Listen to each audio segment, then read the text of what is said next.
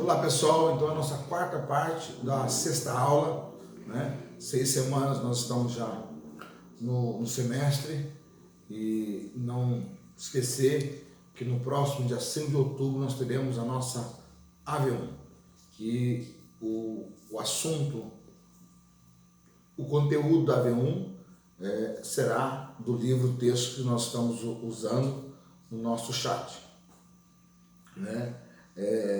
Da página 15 à página de número 26, você não pode deixar de estudar, ler, fazer relatório de leitura, para poder você fazer a prova, a AV1, que vale 6 pontos. Né?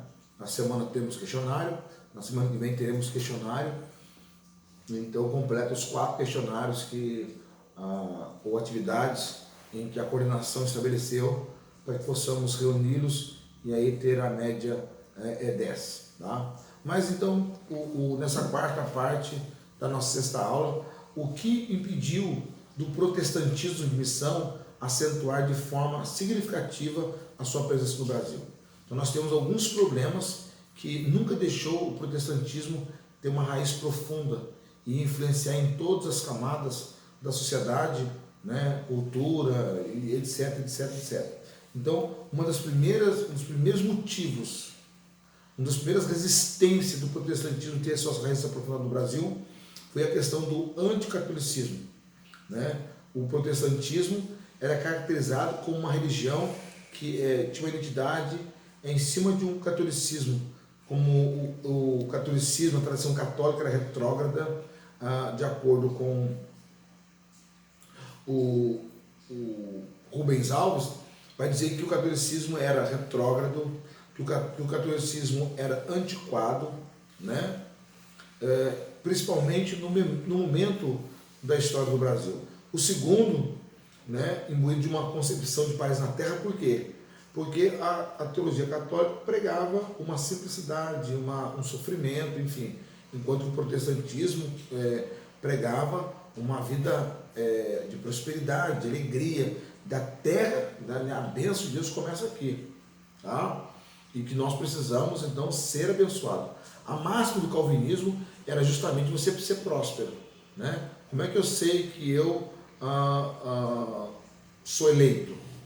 Pela minha prosperidade. Então, se eu sou próspero aqui na terra, sou uma pessoa saudável, tenho dinheiro, onde eu coloco a mão as coisas prosperam, então eu sou um escolhido de Deus. Tá? Esta era a máxima do calvinismo americano, que acabou chegando ao Brasil nessa cultura. Então, dentro da concepção protestante, era transformar a terra num paraíso, que foi muito pregado, muito difundido nos Estados Unidos. Os missionários, né, protestantes não souberam trabalhar com a cultura, pelo contrário, eles repudiaram-na de maneira veemente, como se fosse totalmente avessa ao cristianismo. Então a cultura não está fora, ela é anticristã. Tá? Ensinaram que era preciso fazer uma completa ruptura com o meio que se via. Entendeu? Não compreendeu, porque você precisa compreender a pessoa, compreender o outro. Você vai ver que nos ensinos de Jesus, Jesus não condenou as coisas de maneira direta. Jesus, quando perguntaram para ele se deveria pagar imposto, ele disse: o que tem aí na esfinge? De quem que é essa esfinge? É de César. Então dê a César o que é de César e a Deus o que é de Deus. Tá? Esse ensinamento de ruptura com o meio que via, adotando um jeito americano de ser, né? Isso fez com que o protestantismo teve uma construção de negação, né? De várias formas, de vários momentos, de várias situações, de várias circunstâncias, e dentre elas a questão da sexualidade, ou seja, um tabu falar de sexo na igreja, era um tabu. Tá?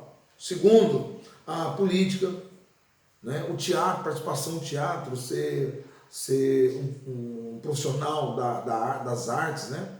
Das artes cênicas, né? Lazer, vida em sociedade. Então nós tínhamos um pietismo muito, muito fundamentalista, entendeu? Assim, era uma população totalmente forasteira, que não se juntava a nada. Então você via e percebia que aquele camarada era protestante. Tá?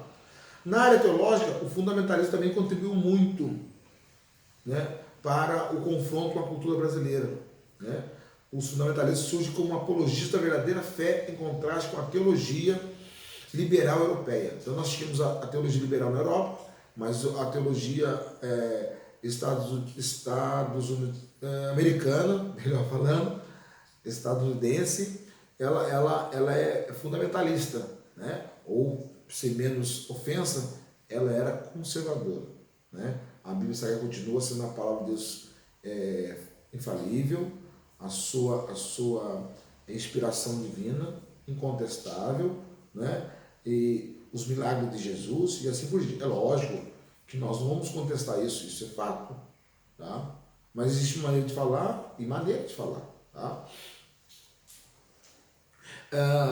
Eles começam a defender com essa teologia liberal europeia, mas não entrando em detalhes históricos quanto ao surgimento do termo ligado aos presbiterianos e à sua assembleia, que definiu os 5 fundamentos da fé e também aos docentes de Princeton e sua pureza doutrinária, né?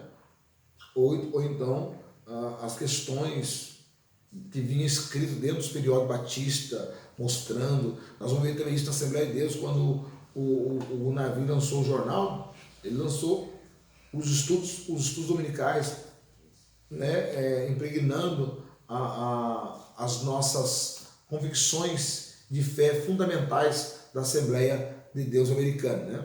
Então, os periódicos batistas também traziam essas questões fundamentalistas, né, do protestantismo, que era uma herança americana, condenando a teologia liberal europeia, condenando também a cultura, dizendo que era totalmente fora do cristianismo. Então nós temos, na realidade, uma ruptura. Em vez de serem agradáveis, nós éramos resistentes, os protestantes. Por isso que essa Assembleia de Deus, ela teve assim uma abertura muito grande. Por quê? Porque os assembleianos eram pessoas simples, eram pessoas modestas de conhecimento. Então chegavam na casa das pessoas mais humildes e em vez de confrontar, ofereciam um Jesus maravilhoso, ofereciam o amor. Não mexia com a tradição da pessoa. Deixava o Espírito Santo, era a convicção do pentecostal. O Espírito Santo vai mexer, vai mudar, vai tocar nela, vai libertar ela, vai convencê-la. Então essa foi a diferença entre o protestantismo e missão no Brasil em relação ao catolicismo e por que o assembleano cresceu tanto a partir da Segunda Guerra Mundial. Então você verifica que nós temos esses problemas dentro da implantação, né, do protestantismo brasileiro. O quarto item é o teológico, né, nessa questão do protestantismo, que impediu um diálogo com a cultura, né, e também com a concepção pré-milenista, né?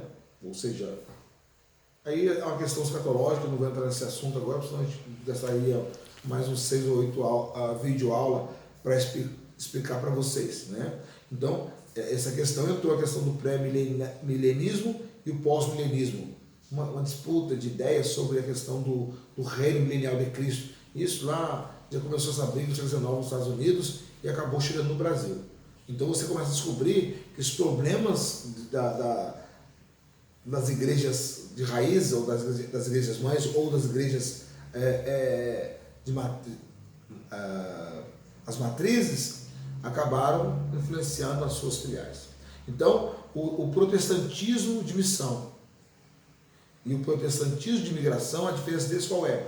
O de imigração era para cuidar dos imigrantes que vieram para o Brasil, né, e cuidar deles dentro da cultura, sem se misturar com o Brasil, com a cultura brasileira, mas manter a origem.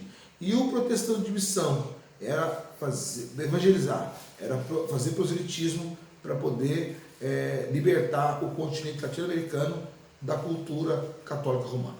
Deus abençoe vocês, até a próxima semana, se Deus se permitir. Um abraço.